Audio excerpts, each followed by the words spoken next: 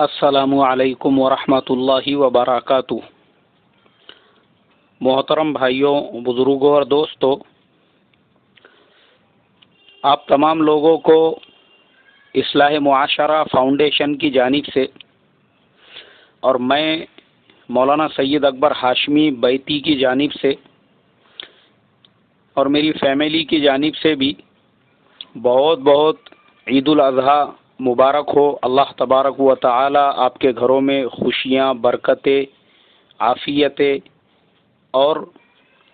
عید کی تمام رونقوں کا نزول فرمائیں اور آپ کے گھر کو اسی طرح سے ہمیشہ کے لیے ہنستا کھیلتا رکھے اور آپ کے گھر میں خوشیوں کو باقی رکھے۔ محترم بزرگوں، عید کا مبارک دن، اس کی بہت ساری سنتیں، بہت سے مستحبات ہیں۔ ان میں پہلی چیز تو یہ ہے کہ بعض روایتوں میں یہ ملتا ہے اللہ کے پیارے نبی صلی اللہ علیہ وسلم نے دونوں عیدین کی راتوں میں عبادت کرنے کا حکم دیا ہے۔ تو ہم لوگ جتنا بشاشت سے ہو سکتا ہے عبادت کا اہتمام کرے، خاص طور پہ تہجد میں اٹھنے کا اہتمام کرے، یا سونے سے پہلے جتنے نوافل پڑھنے کی ہم کو توفیق مل جاوے ذکر و اذکار کرتے ہوئے آرام کرے، یا کم سے کم اخیر درجے میں عشاء کی نماز تکبیر اولیٰ سے اور عید کی فجر دونوں تکبیر اولیٰ سے پڑھے، تاکہ جیسے حدیث میں ہے کہ جس نے عشاء اور فجر تکبیر اولیٰ سے پڑھی اس کو پوری رات عبادت کا ثواب ملے گا، تو ہم بھی اس میں شامل حال ہو جائیں گے۔ عید کے دن اللہ کے پیارے نبی صلی اللہ علیہ وسلم کے مسنون اعمال میں ملتا ہے کہ صبح جلدی اٹھنے کا حکم ہے، ہم جلدی اٹھے، پھر غسل کرنے کا حکم ہے، اس کے بعد غسل کرے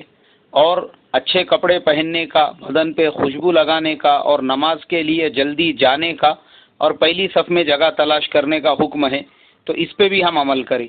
ورنہ چونکہ ہوتا یہ ہے، اکثر میں نے دیکھا ہوں مجھے ہر عید کے بعد میں کم سے کم 1 سے 2 فون ایسے آتے ہیں کہ مولانا میرا ناڑا مل رہا نہیں تھا، اس کے لیے میں ذرا عیدگاہ میں جانے میں لیٹ ہو گیا، مگر میں جب پہنچا اس وقت میں امام صاحب نے سلام پھیر دیے تھے، اب میں عید کی نماز کا کیا کروں؟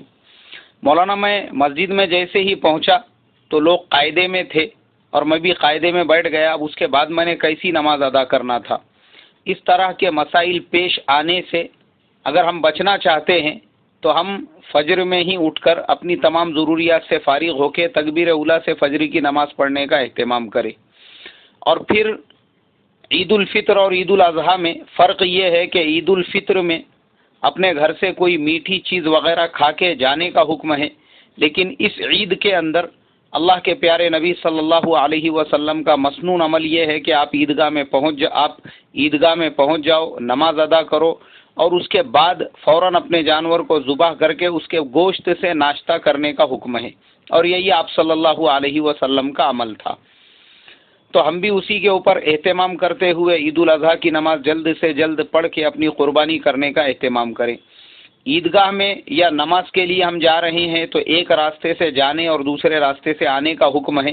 اور راستے سے جاتے آتے ہوئے کثرت سے ہم تکبیر تشریق پڑھیں، اور جتنا زیادہ تکبیر تشریق پڑھ سکتے ہیں اس کا پورا اہتمام کریں۔ جانور ذبح کرتے وقت میں بھی ہماری زبانیں تکبیر تشریق سے رطب اللسان ہونا چاہیے، کثرت سے پڑھتے رہے ہم تکبیر تشریق کو، اور تکبیر تشریق وغیرہ سے اور پھر نماز سے فراغت کے بعد میں ہم اپنی قربانی کریں۔ قربانی میں چند باتیں میں آپ کو بتاتا ہوں احتیاط کی۔ پہلی چیز تو یہ ہے محترم بزرگوں کہ ہمارے ملک میں گائے کو لے کر بہت سے مسئلے مسائل چل رہے ہیں، بہت سے مسلمانوں کو اس مسئلے کی وجہ سے اپنے جان سے ہاتھ دھونا پڑا ہے اور بہت سے حالات کا شکار اور کیسز کا شکار ہو چکے ہیں۔ اس کے لیے جب ملک میں گائے کا مسئلہ وہ ووادوں کا مسئلہ ہے تو ہم اس سے احتیاط کریں، پرہیز کریں، دونوں اعتبار سے، ایک تو ملک کے قانون کے اعتبار سے بھی، اور دوسرے ہمارے جو ہندو بھائی ہیں جن کے ساتھ ہم رہتے ہیں، اٹھتے ہیں، بیٹھتے ہیں، جب وہ گائے کا احترام کرتے ہیں تو ہم اس کو ذبح کرنے سے پرہیز کریں، حتی الامکان احتیاط برتیں۔ مہاراشٹرا گورنمنٹ نے گائے اور اس کی نسل کے جو جانور ہے، جیسے اس کا گورا ہے، جیسے بیل ہے، اس کے ذبح کرنے سے منع کیا ہوا ہے، اور ہائی کورٹ کا یہ آرڈر ہے۔ ہم اس کی پابندی کریں، چونکہ جس ملک میں ہم رہتے ہیں اس ملک کے قانون کا احترام کرنا یہ ہمارے اوپر لازم ہے۔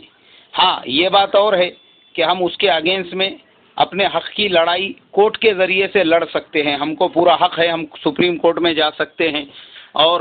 ملک کے جو صدر ہے ان سے جا کے ملاقات کر سکتے ہیں, وزیر اعظم سے مل سکتے ہیں. یہ تمام ہم کو ہماری گورنمنٹ, ہمارے ملک کا جو کانسٹیٹیوشن ہے, جو ہماری گھٹنا ہے, اس نے ہم کو حق دیا ہے. ہم اس کے اعتبار سے چلتے ہوئے اپنا حق حاصل کرنے کی کوشش کریں. کوئی جوشیلا جذباتی انسان اگر یہ کہے کہ نہیں ہم قانون کو نہیں مانتے, قاعدے کو نہیں مانتے, ہم اپنی مرضی چلائیں گے, اللہ کے زمین کے اوپر غیر اللہ کے قانون کو نہیں مانیں گے,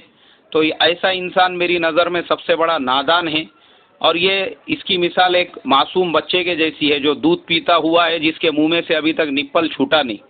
کیونکہ ایسی نادان حرکتیں اور باتیں ایسے ہی لوگ کر سکتے ہیں. دانش مند انسان اس طرح سے قوم کو بھڑکانے کی, بہکانے کی, جوش میں لانے کی اور جذبات میں غلط قدم اٹھانے کی باتیں نہیں کرے گا. وہ قوم کی صحیح رہبری رہنمائی کرے گا. اور ایسے ہی جوشیلے اور جذباتی لوگوں کی وجہ سے ہمارے کئی نوجوان بہک بہک کر ایسے غلط راستوں پر ماضی میں چل چکے ہیں, جن کی وجہ سے آج وہ نوجوان جیلوں کے اندر سلاخوں کے پیچھے اپنی قیمتی جوانی کے دن گزار رہے ہیں. تو یہ جوش اور جذبات میں کرنے کے کام نہیں ہے. آپ جس ملک میں رہتے ہو اس کے قانون کا ادب, اس کا احترام, اس کی پابندی آپ کے اوپر لازمی ہے, ضروری ہے. ورنہ آپ کا ایک غلط قدم وہ صرف آپ کے اکیلے کے لیے نہیں, آپ کے خاندان کے لیے, آپ کے برادری کے لیے, آپ کے محلے والے, آپ کے رشتہ دار, اور آپ سوچ سکتے ہیں اس کے پیچھے کتنے لوگوں کے لیے درد سر اور تکلیف دینے کا ذریعہ بنے گا. تو جب تک یہ مسئلے مسائل کورٹوں میں چل رہے ہیں, ہم ہائی کورٹ کے حکم کو مانتے ہوئے بکرا ذبح کرے, بھینس ذبح کرے, یا بھینس کا جو ریڑا ہوتا ہے ہمارے شریعت کے اندر اس کو بھی آپ ذبح کر سکتے ہیں, وہ بھی ہمارے لیے حلال ہے. تو ہم ان متبادل جانوروں کا استعمال کریں.